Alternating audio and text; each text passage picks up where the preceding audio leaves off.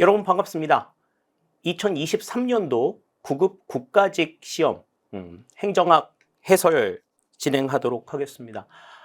우선 시험 보신 여러분들 너무나 고생 많으셨습니다. 그동안의 여러분들의 노력의 결실이 어느 정도 여러분들을 만족시켰는지 여러분들 저도 상당히 많이 기대하고 있고, 그리고 여러분들도 이제 시험 보고 나서 어느 정도의 느낌들을 가지고 있으시리라는 생각이 들어요.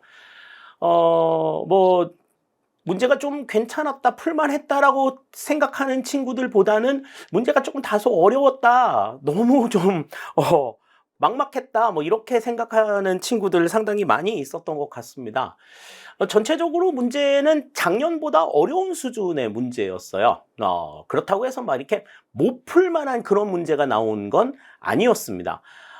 충분히 우리가 해결을 할 수 있는 그러한 문제들이었는데, 문제를 이제 해석하는 데 있어서 이제 전형적인 방법들만을 따지지 않고 다양한 접근 방식을 요구할 수 있는 그러한 문제들이 많이 나왔어요. 그래서 우리가 내용들 정리하면서 늘상 말씀드렸었잖아요. 이게 암기보다는 이해가 우선이 되어야 한다라는 말씀 계속해서 드렸었는데, 암기를 중심으로 해가지고 대비하셨던 여러분들이 있다면 분들은 다소 조금 당황스러웠을 법한 문제들이 몇 문제 눈에 띄었습니다. 그래서 좀 내용을 조금 잘 이해하고 그 내용을 응용할 수 있는 응용력을 가지고 있었던 친구라고 한다면 80에서 85점도 충분하게 받을 수 있었을 법한 그러한 문제들이었는데요. 암기를 중심으로 해가지고 출제가 된 문제들, 이런 문제들, 이런 대비를 좀 많이 해 오셨다라고 한다면, 좀 높은 점수를 받기는 조금 어렵지 않았을까? 70에서 한 75점 정도, 그 정도 수준에 머무르지 않았을까라는 생각이 좀 듭니다. 그리고, 이제 그러니까 난이도 상급의 문제가 다소 많이 늘어나고, 또 중급의 문제와 상급의 문제 차이가 조금 벌어진 그런 측면이 있기 때문에 체감적인 난이도가 실제보다는 조금 더 높게 느껴졌을 수도 있겠다라는 생각도 가져봐요. 그리고 법령에 대한 내용들을 좀 집요하게 물어본 문제들이 다소 조금 눈에 들어와서 그런 부분들에 대해서는 좀 막연하게 생각하셨던 분들의 경우에는 그런 부분에서도 좀 실점이 많이 나오지 않았을까라는 생각이 듭니다. 자, 그러면 일단 이번 2023년도 국가직 기출문제가 어떤 패턴으로 좀 출제가 되었는가 하는 부분들을 전체적인 지금 영역별 출제 문항 분석을 통해서 좀 확인을 좀 해보도록 할게요. 우선 전반적으로 이 행정학의 출제 패턴은 1, 2장에서 한 35에서 40%,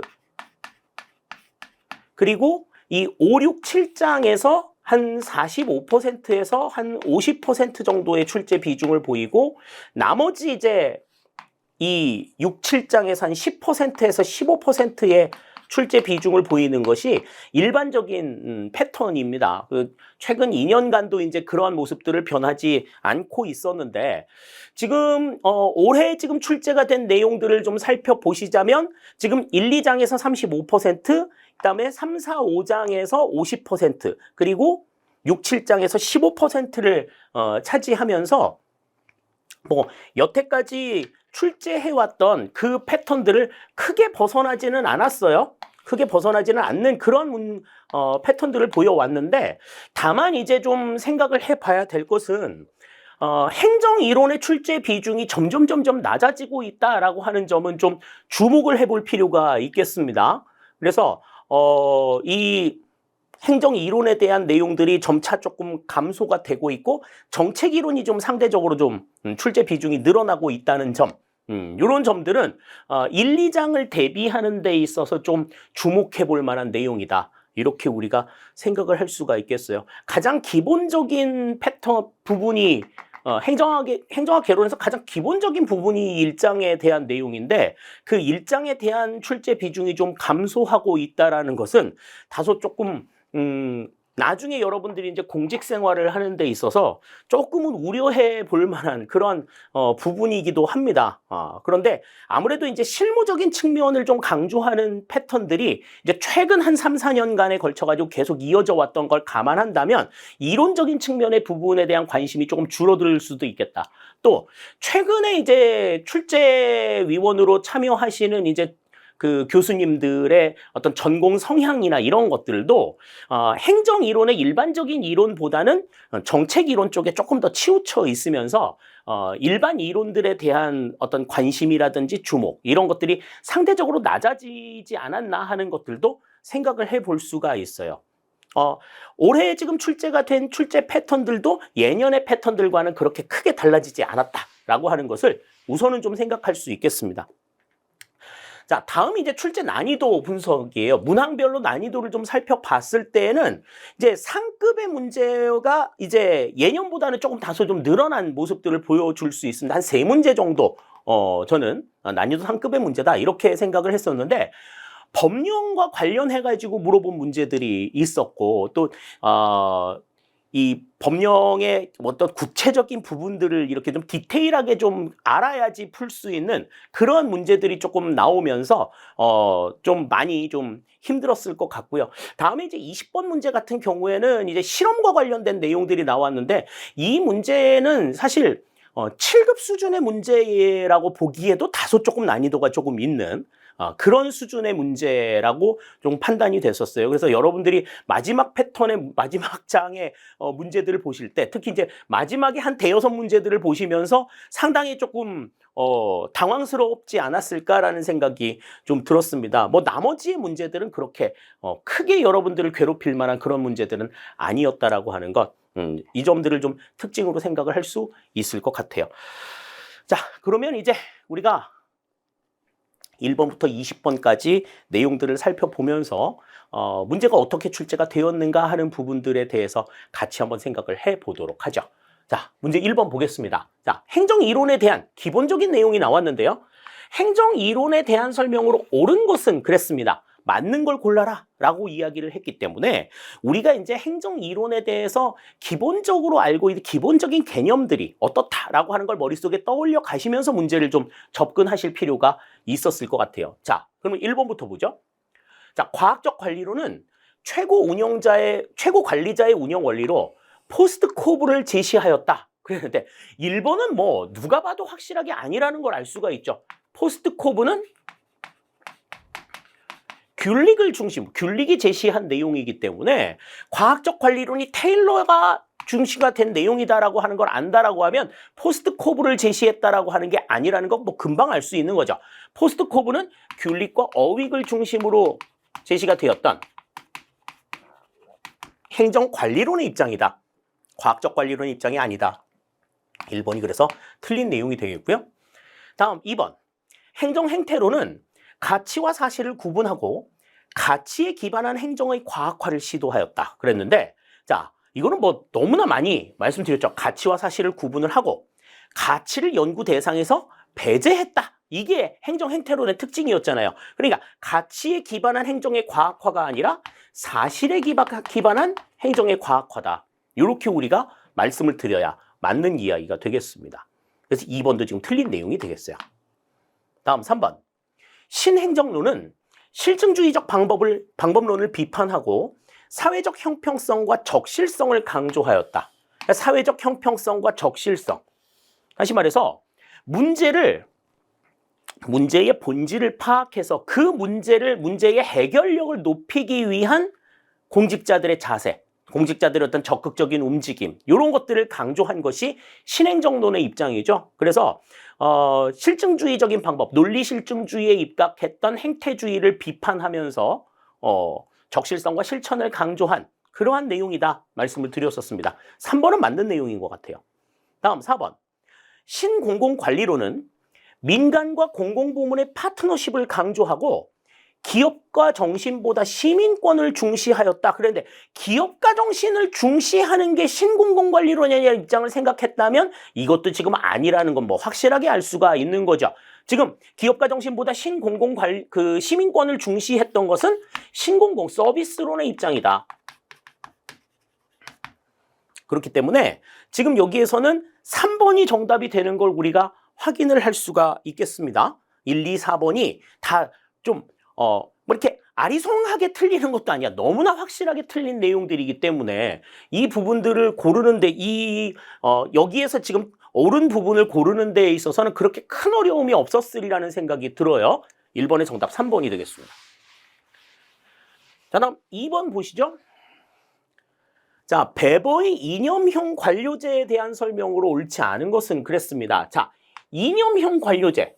이념형 관료제라는 게 어떤 내용이었어요? 우리 행정 이론에서 전통 행정을 이야기하면서 이 베버의 관료제가 관료제로서의 어떤 이념형, 이상형이다. 그렇게 말씀을 드렸는데, 그러면 이제 이 관료제가 가지고 있는 두드러진 특징들을 좀 생각해 보시면 내용들을 좀 아실 수 있을 것 같아요. 자, 옳지 않은 걸 고르랍니다. 1번부터 살펴보시죠.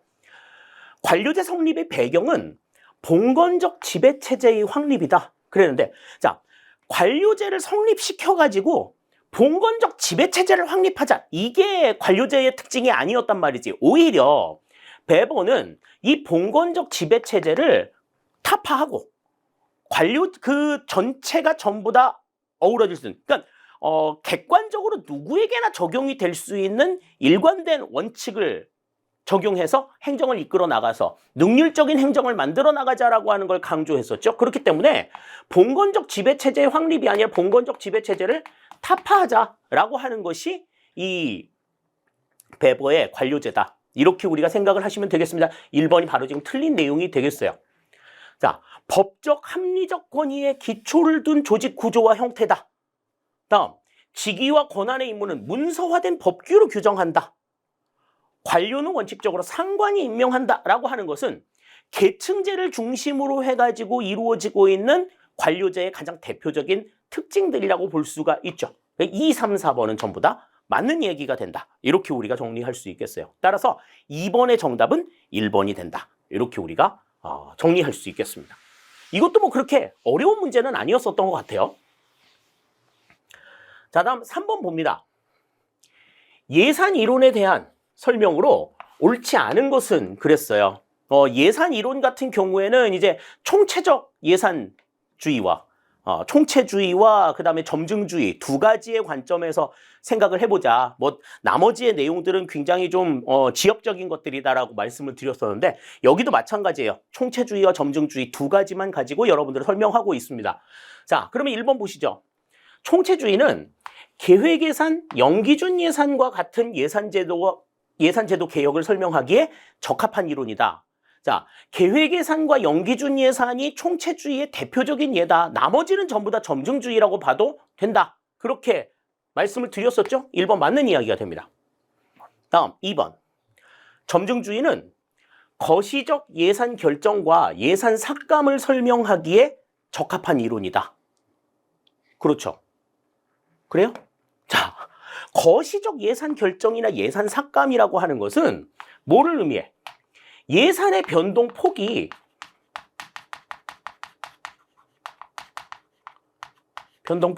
상당히 크다라고 하는 걸 생각할 수 있어요. 크게 변화할 수 있단 말이지. 그런데 점증주의 같은 경우에는요, 과거의 예산을 바탕으로 해가지고 소폭의 예산 변동만을 허용하는 내용이기 때문에 이렇게 예산 변동폭이 큰 거시적 예산 결정이나 예산 삭감을 설명하기에 적합한 내용은 아니죠. 자, 이 같은 예산 변동폭이 큰 내용은 총체주의의 특징으로 설명이 가능하다. 합리성을 바탕으로 해서 설명이 가능하다라고 하는 걸 생각하실 수가 있겠습니다. 2번이 틀린 내용이 되겠어요. 다음 3번. 총체주의는 합리적 분석적 의사결정과 최적의 자원 배분을 전제로 한다. 맞는 얘기죠. 합리성을 전제로 한 내용이다라고 하는 걸 설명을 드렸었잖아요. 2번, 3번도 맞는 내용. 다음 4번. 점증주의는 예산을 결정할 때 대안을 모두 고려하지 못한다는 것을 전제로 한다. 대안을 모두 고려하는 게 총체주의의 입장이고 점증주의는 그거 못하니까 실현 가능한 부분들만 우리가 좀 생각해보자. 문제가 발생이 된 부분에 대해서만 생각을 해보자라는 입장을 가지고 있는 거죠. 따라서 1번, 3번, 4번은 다 맞는 내용인데 2번은 틀린 내용이 되는 것 우리가 생각을 할 수 있겠습니다. 3번 정답은 2번이에요. 그러니까 지금 1, 2, 3번의 문제는 상당히 여러분들이 조금 접근하기에 되게 좀 쉬운 그러한 문제들로 지금 구성이 되어 있어요. 자, 뭐 1, 2, 3번 지금 풀었던 문제에서 그렇게 실점이 만약에 나타났다라고 하면은 기본적인 내용 이론이나 뭐 이런 것이 좀 확실하게 개념이 잡히지 않았을 가능성이 높습니다. 자, 다음 4번입니다. 바흐라흐와 바라츠의 무의사 결정론에 대한 설명으로 옳지 않은 것은 그랬습니다. 자, 바흐라흐와 바라츠의 무의사 결정론은 우리가 뭐 기출문제, 예상문제, 동형 모의고사에서 굉장히 많이 언급이 됐었던 부분이죠.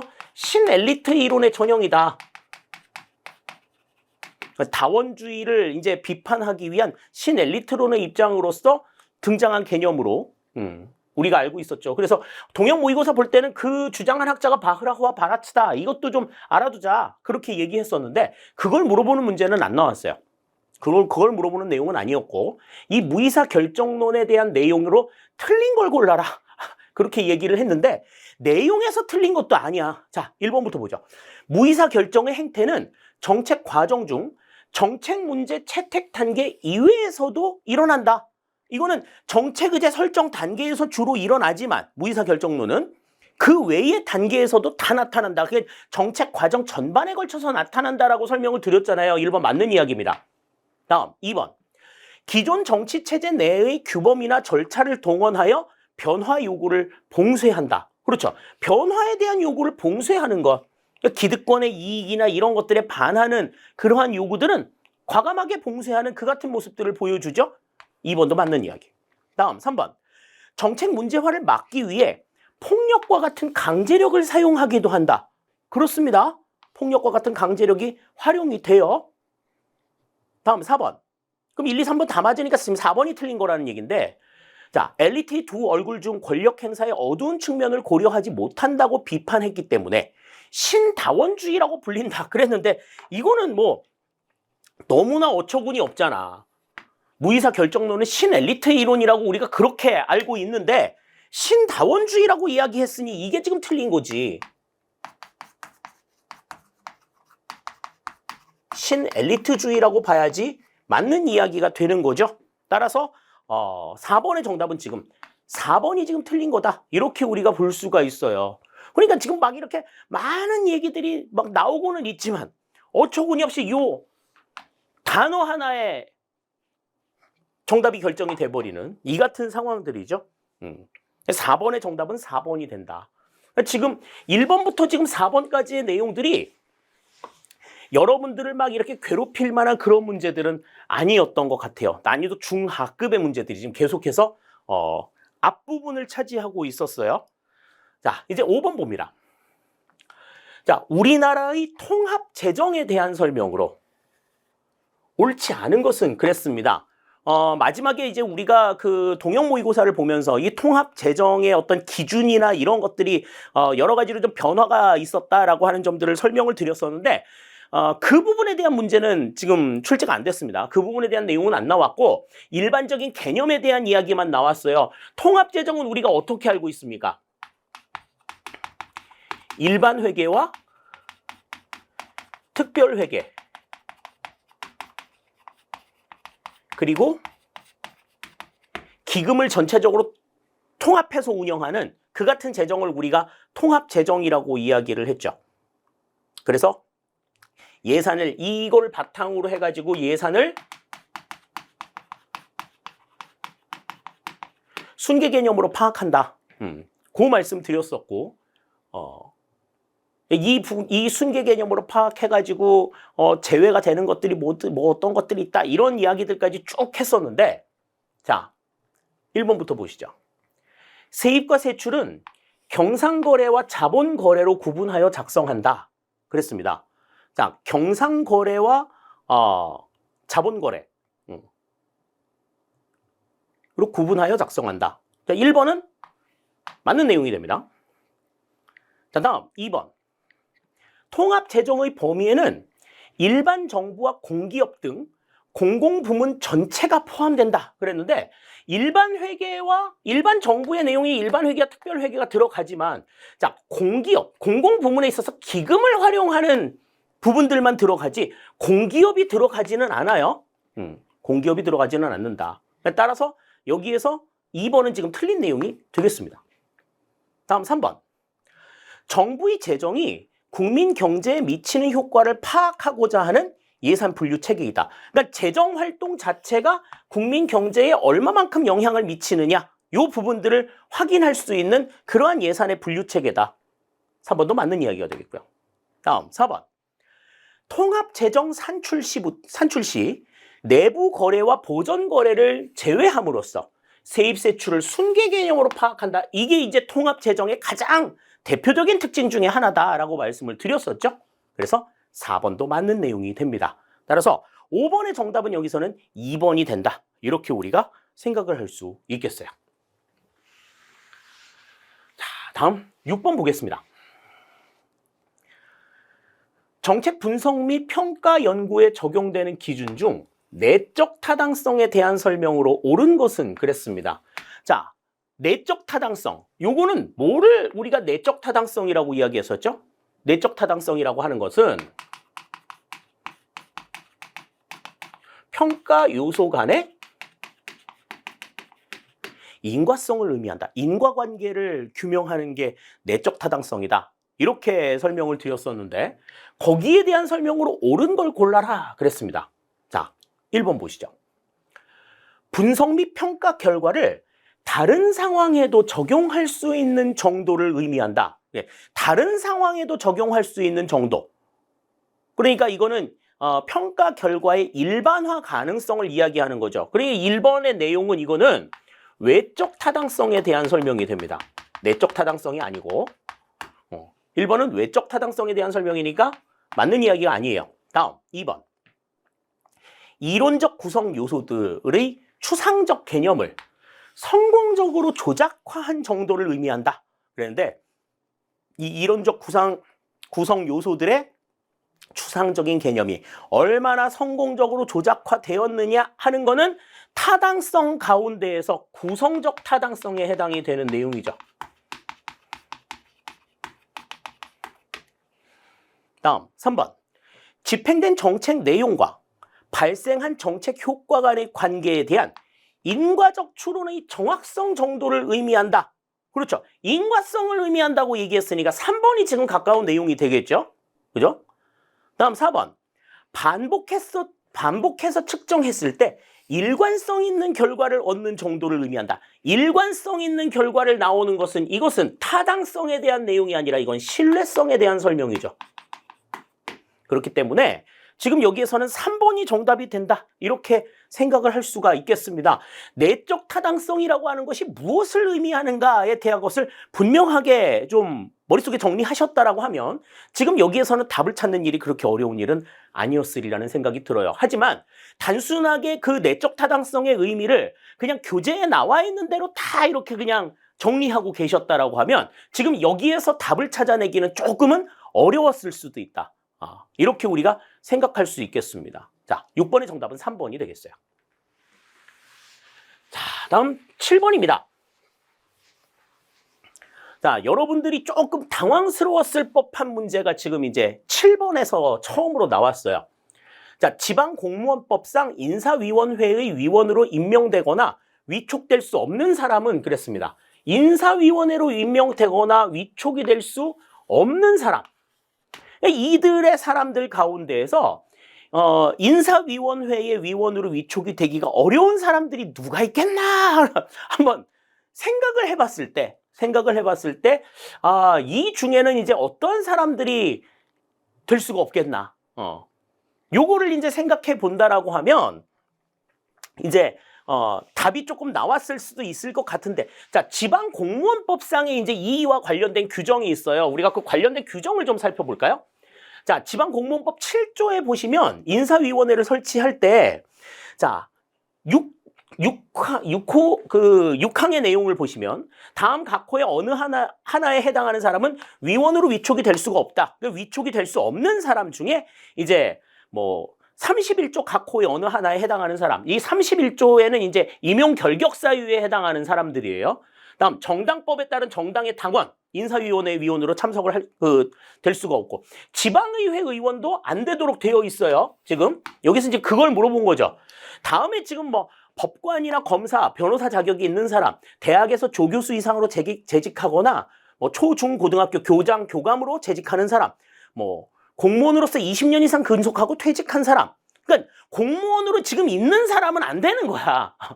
공무원으로 있다가 퇴직한 사람. 다음에 비영리 민간단체 지원법에 따른 비영리 민간단체에서 10년 이상 활동하고 지역단위 조직의 장, 있는 지역단위 조직의 장이나 또 상장법인의 임원 또는 공기업 지역단위 조직의 장으로 근무하고 있는 사람은 인사위원회의 추천을 받을 수가 있습니다. 자, 그러면 다시 문제 볼게요. 자, 인사위원으로 임명되거나 위촉이 될 수 없는 사람. 그러니까 2, 3, 4번의 내용은 전부 다 지금 위촉이 될 수 있는 사람들이고 지방의회 의원만 지금 해당이 안 된다.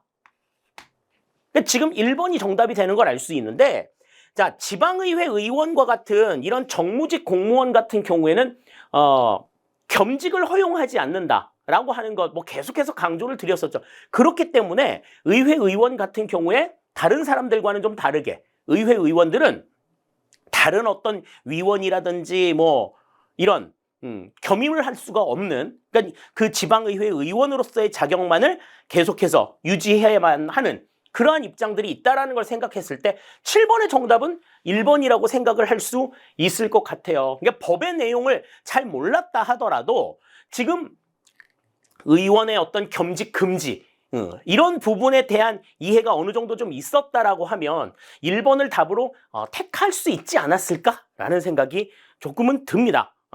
7번의 정답은 1번이 되는 것 우리가 알 수가 있겠네요. 자, 다음 8번입니다. 조직 구조의 유형에 대한 내용이 나왔는데 자, 조직 구조 유형에 대한 설명으로 옳지 않은 것은 그랬어요. 뭐 여러 가지 조직 구조의 유형들이 있었습니다. 뭐 데프트의 조직 구조 유형만 생각해도 기능 구조, 사업 구조, 매트릭스 구조, 뭐 수평 구조, 뭐 네트워크 구조 이렇게 나와 있는데 지금 여기 나와 있는 내용들이 이제 데프트의 조직 구조의 유형에 대한 내용이에요. 자, 1번부터 보시면 사업 구조는 조직의 산출물에 기반을 둔 구조화 방식으로 사업부 간 기능 조정이 용이하다 그랬는데 자, 조직의 산출물에 기반을 둔 조직 구조인 건 맞아요. 사업 구조가. 그래서 어떠한 장점이 있다고 얘기했어요. 그 산출물을 내기 위해서 부서 내에서 각각 조직 기능의 비중을 결정할 수 있다. 비중을 다르게 둘 수 있다라고 하는 점은 상당히 장점이 된다라고 이야기했었죠. 그러니까 기능 조정을 할 때에는 기능 조정은 사업부 간 기능 조정이 아니라 사업부 내의 기능 조정이 용이하다. 이렇게 봐야지 맞는 거죠. 사업부 간 기능 조정이라고 하는 건 이제 각각의 부서 간의 기능 조정이 이루어져야 된다라는 건데 사업부 간 기능 조정이 용이하다라는 거는 이거는 기능 부서에 대한 내용이지 사업 부서에 대한 내용이라고 보기는 어렵다. 1번이 바로 틀린 내용이에요. 다음 2번 매트릭스 구조는 수직적 기능 구조에 수평적 사업 구조를 결합시켜 조직 운영상의 신축성을 확보한다. 맞는 얘기죠. 다음 3번 네트워크 구조는 복수의 조직이 각자의 경계를 넘어 연결고리를 통해 결합관계를 이루어 환경 변화에 대처한다. 그렇죠. 그러니까 각자가 이 연결고리를 결합관계를 이룬다. 그래서 환경에 대처할 수 있는 그러한 특징들을 보여주고 있다 하는 것이 특징이 되겠습니다. 그래서 네트워크 구조, 뭐 가장 유기적인 환경에 가장 적극적으로 대응할 수 있는 유기적인 성격을 가지고 있는 구조가 네트워크 구조라고 우리가 생각할 수 있죠. 다음 4번 수평 구조는 핵심 업무 과정 중심의 구조화 방식이다. 뭐 이것만 봐도 지금 맞는 이야기죠. 부서 사이의 경계를 제거해서 의사소통을 원활하게 한다라고 하는 건 맞는 내용이 되겠습니다. 따라서 8번에서는 지금 틀린 내용이 1번이 된다. 이렇게 우리가 생각을 할 수 있겠어요. 자, 다음 9번입니다. 자, 연공주의에 대한 설명으로 옳은 것만을 모두 고르면 그랬습니다. 자, 연공주의. 연공주의라고 하는 거는 뭐를 강조하는 내용이었어요?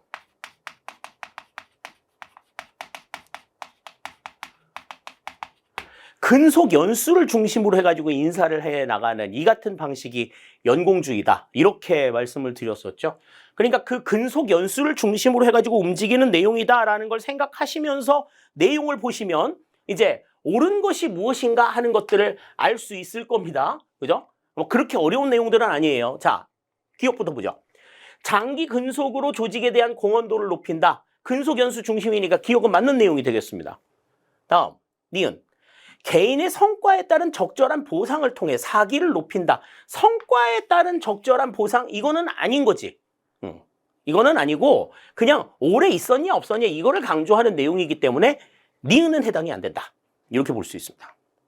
다음, 계층적 서열구조 확립으로 조직 내 안정감을 높인다. 계층적 서열구조의 확립. 그러니까 오래 있었던 사람들이 위에 있고 그냥 근속연수 중심으로 해가지고 서열이 매겨져 있는 거야. 그냥 그렇기 때문에 조직 내 안정감을 높일 수 있다라고 하는 것도 맞는 내용이 되겠고요. 다음, 조직 내 경쟁을 통해서 개인의 역량 개발에 기여한다. 이것 연공주의에서는 가능한 이야기가 아니다. 그러니까 니은과 리을 같은 경우에는 이제 성과주의와 관련된 내용이라고 볼 수가 있죠. 성과주의에 대한 특징이고 연공주의에 대해서 옳은 것은 기억과 디귿이 된다. 따라서 9번의 정답은 2번이 된다. 이렇게 우리가 생각할 수 있겠어요. 자, 다음 10번입니다. 앨리슨의 관료 정치 모형에 대한 설명으로 옳은 것은 그랬습니다. 자, 이 관료 정치 모형 같은 경우에는 이제 그 구성원들 간의 어떤 입장의 조정, 이런 것들을 좀 생각하기 때문에, 그러니까 각각의 어떤 뭐 목표라든지 그 사람들이 그 목표에 대한 인식이나 이런 것들이 사람마다 다 다르기 때문에 뭐가 강조가 되는 거야? 그들 간의 어떤 조정이라든지 타협이라든지 이런 것들이 강조가 되는 개념이죠. 그래서 이 관료 정치 모형 같은 경우에는 그 우리가 얘기했었던 정책 결정 모형 가운데서 뭐하고 유사하다 그랬어? 점증 모형과 유사한 그 같은 내용이다. 이렇게 말씀을 드렸었어요. 자, 그럼 거기에 대한 설명으로 옳은 걸 골라라 그랬습니다. 자, 정책 결정은 준해결적 상태에 머무르는 경우가 많다. 그러니까 갈등의 상황이라든지 이런 것들이 완전하게 해결이 되지 못한 상황, 그냥 나쁘지 않은 상황에서 이루어지는 상황들, 이거는 어디에서 강조가 되는 내용이에요? 우리 앨리슨의 모형에서 두 번째 모형이었던 조직 과정 모형에 대한 설명이죠. 그죠? 이거는 모형 2에 해당이 되는 내용이었어요. 다음 2번. 정책 결정자들은 국가 전체의 이익이나 전략적 목표를 극대화하기 위한 결정을 한다. 이건 목표의 극대화를 강조했던 모형은 첫 번째 모형이었던 합리적 선택 모형에 해당이 된다. 첫 번째 모형에 대한 내용이 되겠고요. 다음 3번. 정책 결정에 참여하는 구성원들 간의 목표 공유 정도와 정책 결정의 일관성이 모두 매우 낮다. 그렇기 때문에 뭐가 필요한 거야? 그것 때문에 협상이나 조정과 같은 정치적인 행위가 필요하다라는 거죠. 3번이 여기서는 맞는 내용이 되겠고요. 다음 4번. 정부는 단일한 결정 주체가 아니며 반독립적 하위 조직들이 느슨하게 연결된 집합체이다. 이 느슨하게 연결된 집합체, 이것도 어디에서 강조가 된 내용이에요? 모형 2, 조직 과정 모형에서 강조가 되는 내용이죠.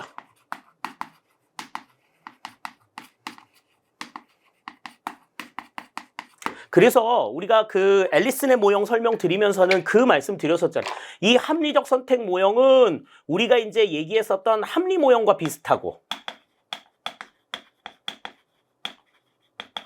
조직 과정 모형 같은 경우에는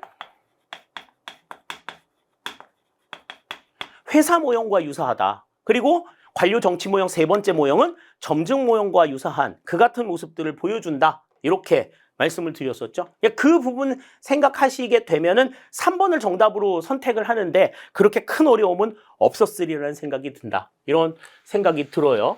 그래서 이것도 그렇게 막 장황하게 막 길들은 나와 있지만, 보기들은 나와 있지만, 그렇게 뭐 문제가 어렵거나 막 이렇게, 힘든 그런 문제들은 아니었다. 이렇게 생각을 하시면 될 것 같습니다. 자, 다음 11번입니다. 제니스의 집단사고의 특성에 해당하지 않는 것은 그랬습니다. 자, 제니스의 집단사고, 우리가 예상 문제나 뭐 모의고사를 통해서도 이 집단사고에 대한 이야기를 가끔은 언급을 드렸었는데, 이거는 뭐예요? 조직 내 일관되고 통일된 어떤 사고를 강요하는 이 같은 입장들을 우리가 집단사고라고 이야기를 하죠. 그래서 뭐 개인의 어떤 창의성이라든지 다양성 이런 것들을 좀 저해시키는 그러한 부작용이 있다. 그러니까 좋은 게 아니라고 말씀을 드렸어요. 그러니까 개인의 창의성이나 다양성을 저해시키는 그 같은 특징들을 보이고 모든 구성원들에게 그냥 단일한 사고를 강조하는 이 같은 모습이 집단사고의 특징이다. 그러면 집단사고의 특성에 해당하지 않는 것을 골라라. 그러면은 이제 막 다양한 여러 가지 의견들이 막 고루 막 개진이 되는 이 같은 상황들을 선택하면 답이 될 수 있을 거란 말이죠. 자, 1번부터 봅니다. 토론을 바탕으로 한 집단 지성의 활용. 자, 일관되고 통일된 사고를 강요하는데 토론이 무슨 필요가 있어. 그냥 이거는 바로 아닌 거지. 바로 아닌 거지. 1번이 바로 지금 틀린 거고요. 다음. 침묵을 합의로 간주하는 만장일치의 환상. 아무런 대답을 안 하면 그냥 자기하고 그냥 똑같은 의견이라고 간주해버리는 이 같은 입장이죠. 다음. 집단적 합의에 대한 이의 제기에 대한 자기 검열. 집단적 합의에 대한 이의 제기를 하게 되면 야, 너한테 문제가 있는 거야. 다른 사람들은 다 똑같이 생각하는데 너만 다르다고 얘기해. 이렇게 얘기하는 거지. 다음, 집단에 대한 과대평가로 집단이 실패할 리 없다는 환상. 그렇기 때문에 조직 내에 일관되고 통일된 그러한 사고들을 강요하는 이 같은 움직임들이 나타나는 거죠.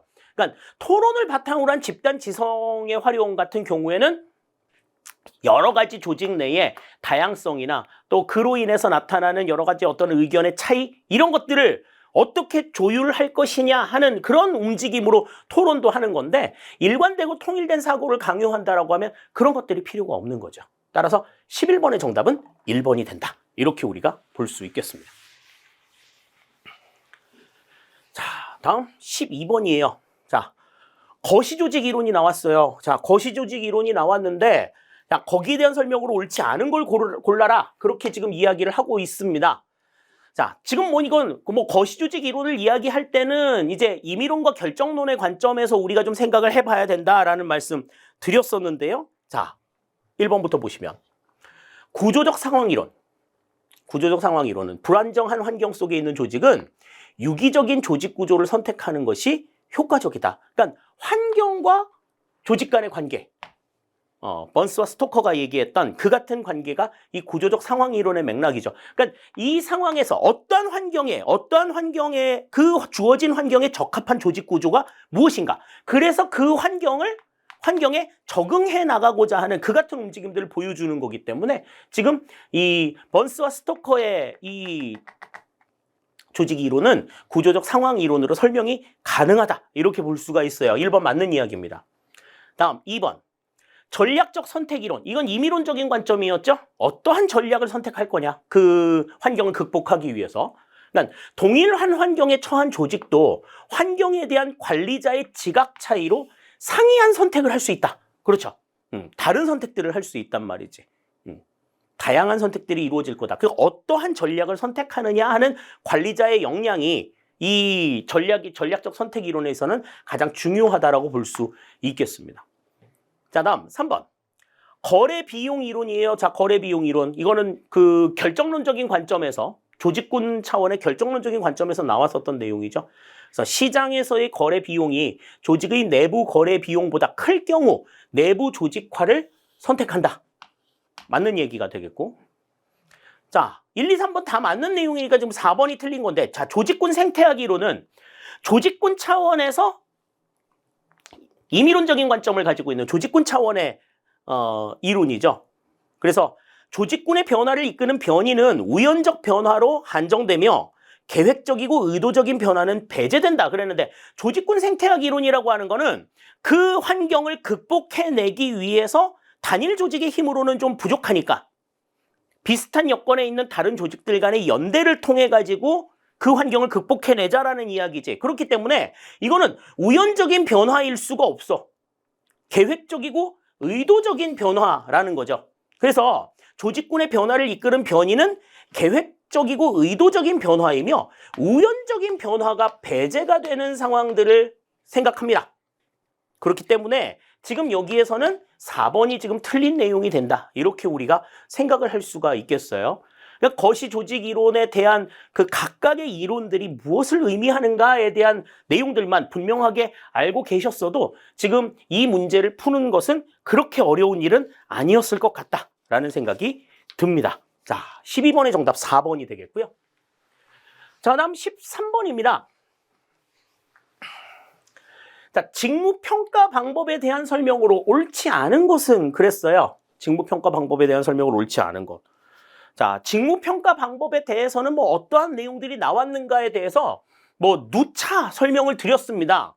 우리가 동형 모의고사에서도 이와 관련된 문제들을 한번 본 기억이 있으셨을 거예요. 자, 1번부터 보죠. 점수법은 직무를 구성하는 하위 요소별 점수를 합산하여 평가하는 방법이다. 총점을 바탕으로 해가지고 직무를 평가하는 방법이라고 말씀을 드렸죠. 1번 맞는 내용입니다. 다음 2번. 분류법은 미리 정한 등급 기준표와 직무 전체를 비교해서 등급을 결정하는 비계량적인 방법이다. 맞는 이야기죠. 다음 3번. 서열법은 직무의 구성 요소를 구별하지 않고 직무 전체의 중요도를 종합적으로 평가하는 방법이다. 직무의 중요도를 바탕으로 해가지고 서열을 쫙 매겨놓는 이 같은 방식이 서열법에 해당이 되는 거다. 3번도 맞는 이야기가 되는 거다. 자, 그럼 4번 요소 비교법이 문제인데, 자, 요소 비교법은 기준 직무와 평가할 직무를 상호 비교해가며 평가하는 비계량적인 방법이다 그랬는데, 자, 기준 직무와 평가할 직무를 상호 비교하면서 평가하는 게 요소 비교법인 건 맞아. 그런데 이들을 서로 비교할 때에는 뭘 가지고 비교해요? 그들 간에 어져 있었던 점수들을 가지고 비교하는 이 방법은 계량적인 방법이에요. 4번의 내용은 다른 것 다 맞았는데 비계량적인 방법이라는 얘기가 나왔기 때문에 틀린 이야기가 되는 겁니다. 따라서 13번의 정답은 4번이 되는 거예요. 제가 그 문제 풀면서 그런 얘기들 많이 드렸어. 이렇게 단어 하나가 틀려가지고 단어 하나, 글자 하나 빼가지고 틀리게 되면 이런 것 때문에 답이 바뀌는 상황들이 생기게 되면 이런 문제 놓치게 되면은 굉장히 느끼는 데미지가 상당히 크다. 심리적으로 굉장히 좀 큰 타격을 받는다고 말씀을 드렸는데, 만약에 이 문제에 대해서 답을 4번이라고 못 쓰셨을 경우에 느끼셨을 이 심리적인 타격 상당히 좀 어마어마했을 것 같아요. 그런데 앞으로는 문제가 출제가 될 때 이런 방식으로 나올 수밖에 없다. 그렇게 우리가 생각하셔야 되는 겁니다. 이 13번의 정답 4번이 되겠어요. 자, 다음 14번입니다. 우리나라의 전자정부에 대한 설명으로 옳지 않은 것은 그랬어요. 우리나라 전자정부와 관련해서는 이제 전자정부법과 지능정보화 기본법을 좀 기억해 두셔야 된다라고 말씀을 드렸습니다.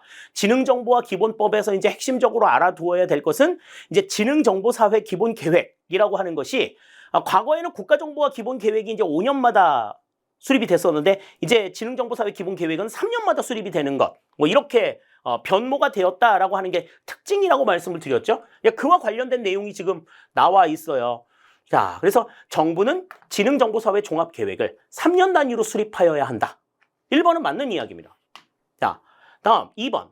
과학기술정보통신부 장관은 5년마다 행정기관 등의 기관별 계획을 종합하여 전자정보 기본계획을 수립하여야 한다. 그렇게 나와 있는데, 자, 전자정부 기본 계획과 관련된 내용은 전자정부법에 나와 있거든요. 자, 전자정부법의 내용 보겠습니다.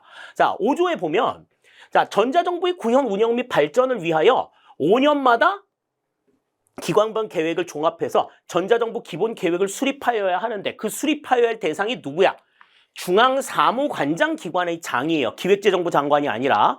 전자정부의 기획재정부 장관이 개입이 된다는 얘기는 또 들어본 적이 없잖아.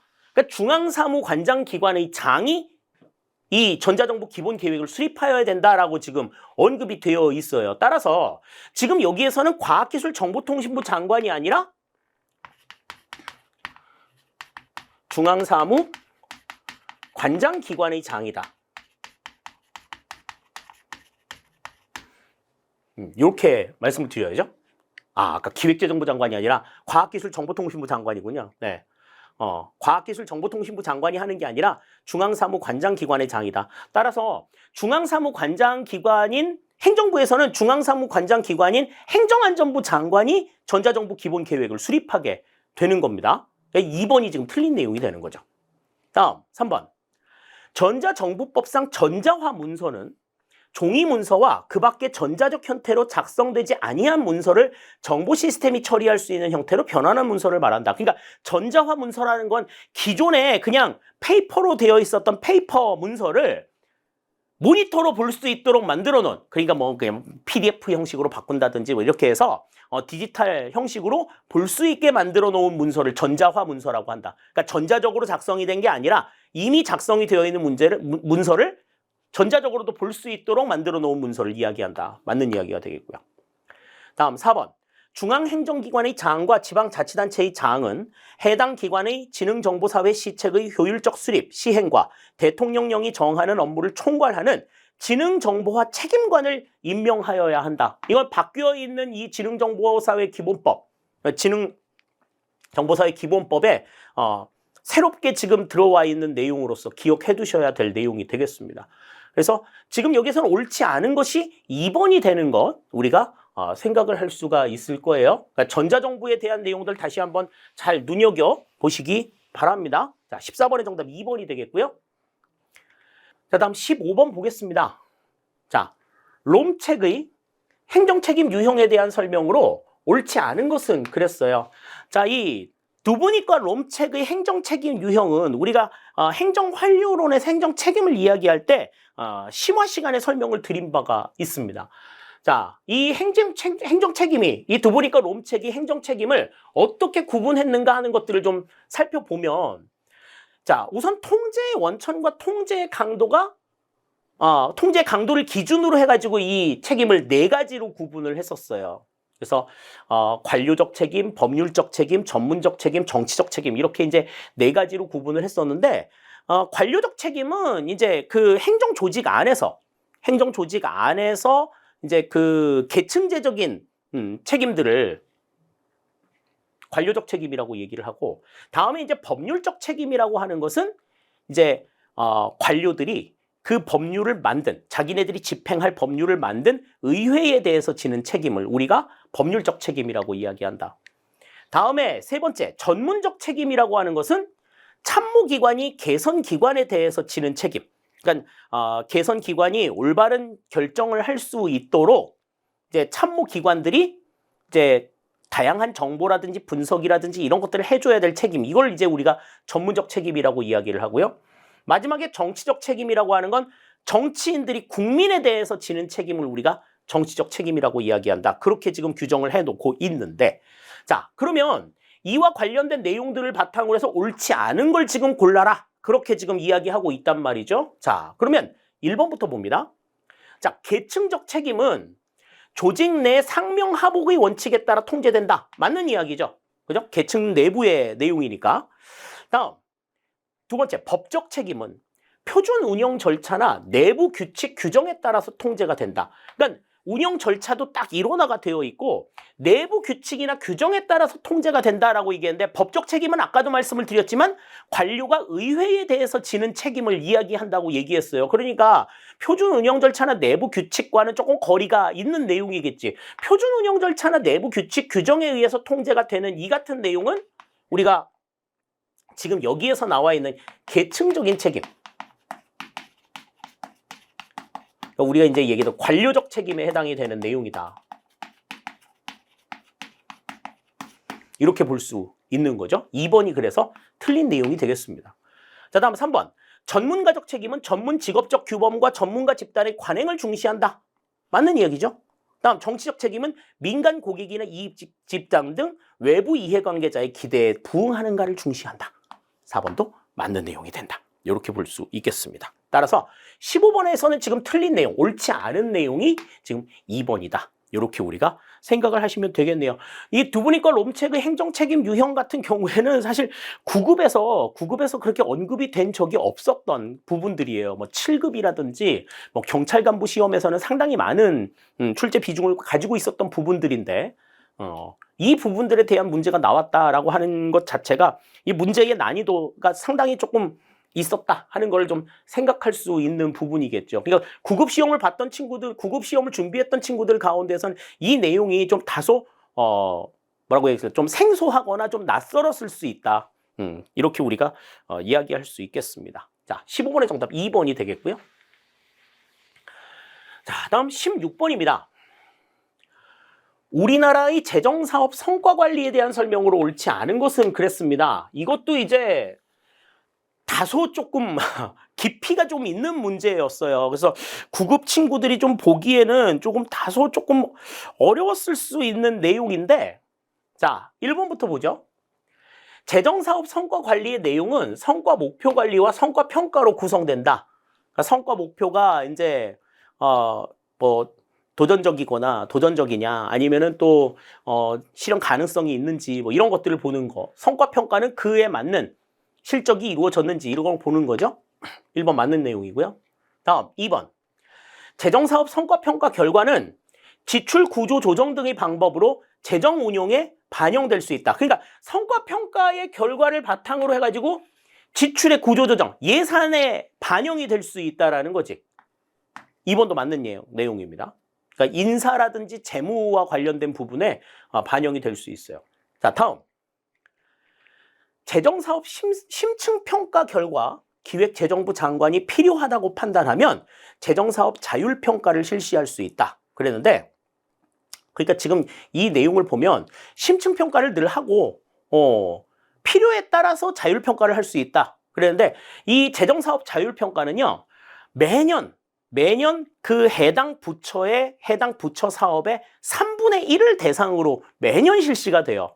그러니까 단일 사업의 경우 3년마다 평가를 받는 거지. 3분의 1, 3분의 1, 3분의 1 이렇게 평가를 하는 거니까. 그래서 자율평가를 실시해가지고 그 자율평가 실시 결과를 봐가지고 이거는 더 깊이 있게 봐야 될 필요가 있겠는데 그런 판단이 들면 심층평가를 하는 겁니다. 그러니까 지금 여기서는 자율평가와 심층평가의 위치가 지금 바뀌어 있어야 돼. 재정사업 자율평가 결과 기획재정부 장관이 필요하다고 판단하면 재정사업 심층평가를 실시할 수 있다. 이렇게 봐야 되는 거죠. 3번이 여기선 틀린 내용이 되겠고요. 다음, 재정사업 자율평가는 미국 관리예산처의 파트를 우리나라 실정에 맞게 도입한 제도이다. 그냥 미국 제도를 도입한 내용이다라고 하는 거 그냥 참고적으로 생각해 두시면 될 것 같아요. 자, 16번의 정답은 그래서 3번이 정답이 된다. 이렇게 볼 수 있겠습니다. 자, 다음 17번 보시죠. 자, 공직자의 이해충돌에 대한 설명으로 옳지 않은 것은 그랬습니다. 이제 이해충돌 방지법이 이제 나오게 되면서 공직자의 이해충돌에 대한 내용을 바로 물어봤어요. 또 이제 지금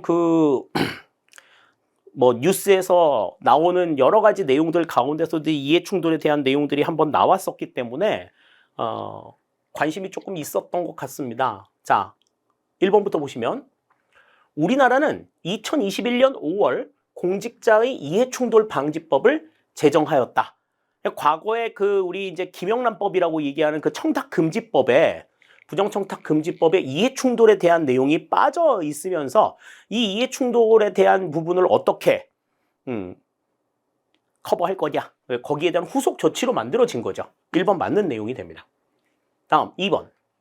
이해충돌은 그 성격, 특성에 따라 실제적, 외견적, 잠재적 형태로 분류할 수 있다. 그러니까 실제로 이해관계가 충돌하는지, 겉보기에만 그런 건지, 아니면은 겉으로 드러나지는 않았는데 이제 물밑으로 이제 이해관계 충돌이 나타나는 건지, 여러 가지 형태의 이해 충돌을 모두 다 감안하는 상황을 생각할 수가 있겠죠. 2번도 맞는데요. 다음 3번. 이해 충돌 회피에 있어서는 어느 누구도 자신이 연루된 사건의 재판관이 되어서는 안 된다라는 원칙이 적용된다. 그렇죠. 그 자신이 연루된 사건의 재판을 자기가 한다라고 하면 이게 공정한 재판이 이루어지기가 어렵기 때문에 예, 이해충돌 회피에 있어서는 그러니까 자기가 연루된 사안에 대해서는 자기 스스로도 재척을 해야 된다라는 거지. 나 이거 안 돼. 나하고 관련돼 있는 내용이니까 다른 사람이 판단해. 이렇게 얘기해야 된다라는 거지. 자, 1, 2, 3번이 다 맞는 내용이에요. 그럼 4번이 지금 틀린 내용인데, 공직자의 이해충돌 방지법의 위반 행위는 감사원, 수사기관, 국민권익위원회 등에 신고할 수 있으나 위반 행위가 발생한 기관은 제외된다 그랬는데, 자, 관련된 법령을 보시면요. 자, 공직자 이해충돌 방지법의 내용을 보시면 누구든지 이 법의 위반 행위가 발생하였거나 발생하고 있다는 사실을 알게 된 경우에는 다음 각호의 어느 하나에 해당하는 기관에 신고할 수 있다. 그래서 이 법의 위반 행위가 발생한 공공기관이나 그 감독기관 대상에 포함이 됩니다. 예, 감사원이나 수사기관, 국민권익위원회도 마찬가지지만 해당 소속 기관도 해당이 돼요. 그렇기 때문에 지금 위반 행위가 발생한 기관 자체도 여기서는 제외가 되지 않고 포함이 된다. 이렇게 봐야지 맞는 이야기가 되는 거죠. 따라서 17번의 정답은 4번이 된다. 이렇게 우리가 생각할 수 있겠습니다. 자, 다음 18번 볼게요. 자, 공무원의 직위 해제에 대한 설명으로 옳은 것은 그랬습니다. 자, 이 직위 해제라는 건 뭐였어요? 직위 해제라고 하는 거는 뭐 형사 사건에 기소가 됐다든지 뭐 여러 가지 사유들에 의해서 직무에서 배제하는 거라고 얘기를 했어요. 신분 보장 제도 가운데 공무원 신분은 유지하면서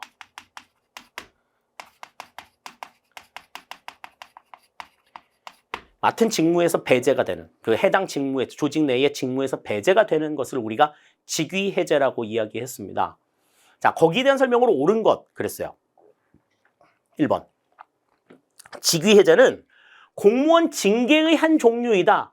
어떠한 상황에서도 징계는 아니라고 얘기했었죠? 징계라고 하는 거는 국가공무원법, 공무원법에 나와 있는 6가지가 전부라고 말씀을 드렸어요. 그리고 그 6가지가 전부 다 2글자라고 말씀을 드렸었잖아요. 그죠? 견책, 감봉, 그 다음 정직, 강등, 해임, 파면 6개.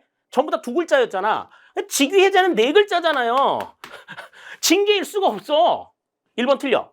다음 2번. 직위 해제 처분을 받은 공무원은 잠정적으로 공무원 신분이 상실된다. 그랬는데 공무원 신분이 상실되지 않죠. 공무원 신분은 그대로 유지가 됩니다. 다만 직무에서 배제가 될 뿐이야. 2번도 틀린 내용이 됩니다. 다음 3번. 직무 수행 능력이 부족하거나 근무 성적이 극히 나쁜 자에 대해서도 직위 해제가 가능하다. 직위 해제 대상에 포함이 되어 있죠. 3번이 맞는 이야기가 되겠고요. 다음 4번. 직위 해제의 사유가 소멸된 경우 임용권자는 인사위원회의 심의를 거쳐 3개월 이내에 직위를 부여하여야 한다. 그랬는데 직위 해제의 사유가 소멸이 되었을 때 임용권자는 인사위원회의 심의도 필요 없어. 즉시. 직위 해제 사유가 소멸된 즉시 직위를 부여해야 된다. 뭐 3개월 이내 부여해야 된다. 아니야. 그러니까 4번이 지금 여기서는 틀린 내용이 되는 거죠. 그래서 18번의 정답은, 자, 18번의 정답은 여기서는 지금 1, 2, 4번이 지금 다 틀린 내용이 옳은 것을 고르라고 얘기했으니까 순간 당황했네. 자, 옳은 것을 고르라고 얘기했으니까 여기서는 3번이 정답이 된다. 이렇게 우리가 생각을 할 수가 있어요. 그러니까 1번, 2번, 4번의 내용이 다 틀린 내용이고 3번 같은 경우에는 우리가 그 대기명령으로도 우리가 이야기할 수 있는 그런 부분들이 있다고 말씀을 드린 바가 있었습니다. 그래서 18번의 정답은 3번이 정답이 되겠습니다. 자, 다음 19번 보죠. 출제를 하신 분들이 간혹 가다가 이렇게 문제를 내시다가 문제를 틀리는 경우들도 있는데 문제의 워딩이 틀리는 경우들도 있어요. 자, 19번의 문제가 그렇습니다. 자, 2021년 1월 전부 개정된 지방자치법에서 처음으로 도입된 주민참여제도는 그랬는데 일단 지방자치법이 전부 개정이 된 건 2021년이 아니라 2022년이죠. 네. 문제 출제하실 때 해 넘어가기 전에 출제를 하셨는지는 모르겠는데 이게 작년에 한 거지 뭐 이렇게 생각해가지고 그렇게 생각을 하셨는지는 모르겠습니다만은 전부 개정이 된 지방자치법이 처음으로 시행이 된 건 2022년 1월 13일입니다. 그렇기 때문에 2021년이라고 얘기하는 거는 맞지가 않죠. 거기에서 처음으로 도입된 주민참여제도가 뭐냐 하는 겁니다. 자, 여기에 대해서는 이제 우리가 그 주민참여 방식의 주민참여 제도 가운데서 제일 낯선 걸 고르시면 될 수 있을 것 같아요. 주민 소환, 주민 감사 청구, 조례의 제정, 개정, 폐지 청구, 그다음 규칙의 제정과 개정, 폐지에 관련 의견 제출 이게 있었는데, 자, 관련된 지방자치법에서 지방자치법 20조에 보시면 새롭게 이제 등장한 게 바로 규칙의 제정과 개정, 폐지 의견 제출. 과 관련된 내용이 이제 새롭게 지금 추가가 되어 있어요. 그래서 규칙의 제정, 개정, 폐지와 관련된 의견을 해당 지방자치단체의 장에게 제출할 수 있다. 과거에는 이제 조례만 가능했었는데 이제는 규칙까지도 가능해졌다라고 하는 거죠. 그래서 지방자치단 그 법령이나 조례를 위반하거나 법령이나 조례에서 위임한 범위를 벗어나는 사항은 의견 제출 대상에서 제외하고, 또 지방자치단체장은 그 의결이 제출이 된 날로부터 30일 이내에 검토 결과를 주민한테 통보를 해줘야 된다. 뭐 이러한 내용들이 이제 새롭게 등장을 한 내용입니다. 자, 그래서 지금 여기에서 새롭게 전부 개정된 지방자치법에서 처음으로 도입이 된 주민참여제도는 규칙의 제정, 개정, 폐지 관련 의견 제출이다. 그러니까 만약에 이 내용을 몰랐다 하더라도 여태까지 봤던 내용 중에서 제일 낯선 내용이 뭐지? 라고 생각을 하셨으면 이제 19번의 정답은 찾기가 좀 쉽지 않았을까라는 생각이 드네요. 19번의 정답은 4번이 되겠습니다. 자, 다음 20번입니다. 정책 평가를 위한 사회 실험에 대한 설명으로 옳지 않은 것은 그랬는데 마지막 문제인데 난이도가 아주 극강이에요. 올해 출제된 문제 가운데서 가장 어려운 문제가 지금 여기에서 지금 나와 있는 것 같습니다. 자, 정책 평가를 위한 사회 실험. 그러면은 우리가 이제 봤었던 게 뭐가 있어요? 진 실험이 있고, 준 실험이 있고, 비 실험이 있다. 그렇게 이야기했었는데, 자, 옳지 않은 것. 자, 1번부터 볼까요? 통제 집단 사전 사후 설계는 검사 효과를 통제할 수 있다. 그랬는데 검사 효과라는 건 뭐였어요? 내적 타당성 저해 요인 가운데에서 사전에 측정이 된 사전에 어떤 측정을 실시한 그 경험을 자체로 해가지고 다음 측정 때 영향을 미치는 효과가 검사 효과죠. 그러니까 통제 집단 사전 사후 설계를 실시하게 되면 사전에도 설계를 하고 사후에도 설계를 하기 때문에 사전에 설계를 한 내용들, 사전에 측정을 한 검사를 한 이 내용들이 사후에 영향을 미칠 수가 있어. 그러니까 오히려 통제 집단 사전 사후 설계는 검사 효과를 유발할 수 있지 통제할 수 있는 게 아니야. 1번이 그래서 틀린 내용이에요. 1번이 그래서 틀린 내용이 됩니다.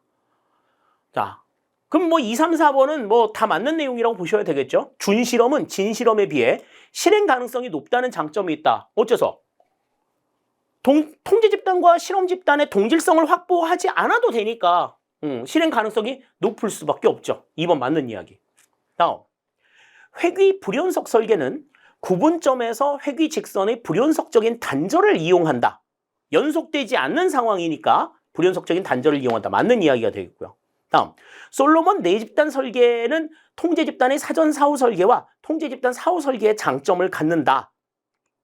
요거는 그냥 요러한 게 있었구나라는 걸 생각만 해두셔도 될 것 같은데, 자, 통제 집단의 사전 사후 설계와 통제 집단 사후 설계의 장점을 갖는다. 맞는 내용이 됩니다. 그러니까 지금 여기서는 1번 자체가 확실하게 틀린 내용이 되기 때문에요. 20번의 정답은 1번으로 본다. 이렇게 생각을 하시면 될 것 같아요. 마지막 문제인데 마지막 문제임에도 불구하고 굉장히 어려운 문제가 나와서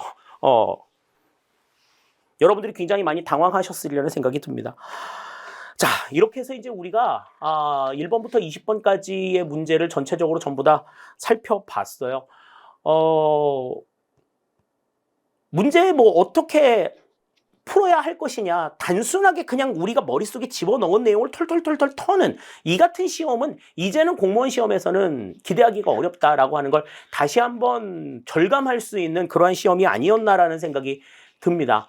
뭐 이제 이 시험을 보고서 이제 합격하시는 분들도 있으실 것이고, 또 이제 지방직 시험을 대비하실 분들도 있으실 거예요.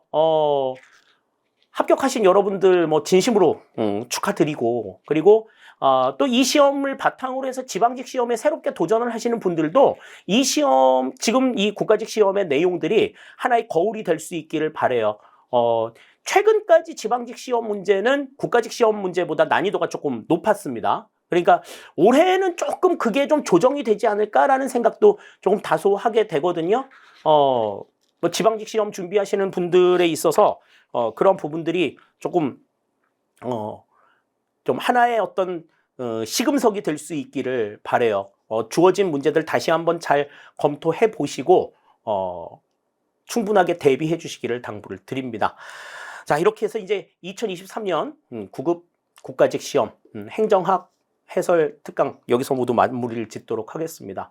여러분들 좋은 결과 얻으시기를 바라겠고, 바라는 모든 바 이루시기를 진심으로 기원하겠습니다. 수고 마칩니다. 감사합니다.